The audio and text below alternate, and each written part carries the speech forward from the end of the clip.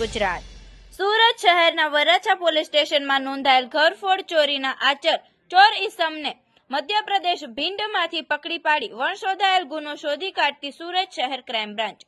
26મી જાન્યુઆરી પ્રજાસત્તાક દિન નિમિત્તે સુરત શહેર હદ વિસ્તારમાં કોઈ અનિચ્છનીય બનાવ ન બને તે હેતુથી ચોરીના બનાવ બનતા અટકાવવા માટે તેમજ મિલકત સંબંધી વણશોધાયેલ ગુનાઓ શોધી કાઢવા નાયબ police commissioner Shri crime Surat નાઓએ ક્રાઇમ બ્રાન્ચને જરૂરી સૂચના આપેલ હોય, જેથી પોલીસ ઇન્સ્પેક્ટર શ્રી ડીસીબી નાઓની રાહબરી હેઠળ નાસ્તા ફરતા સ્કોડના પોલીસ સબ ઇન્સ્પેક્ટર શ્રી તથા તેઓની ટીમના માણસો સાથે વર્કઆઉટમાં હતા. તે દરમિયાન નાસ્તા ફરતા સ્કોડના પોલીસ માણસોને મળેલ આધારભૂત બાતમી હકીકત આધારે મધ્યપ્રદેશ રાજ્યના ભીંડ જિલ્લામાં આવેલ ગોહદ ગામમાંથી આરોપી દેવેન્દ્ર ઉર્ફે દેવા કેદારસિંહ કુશવાહને પકડી પાડેલ છે.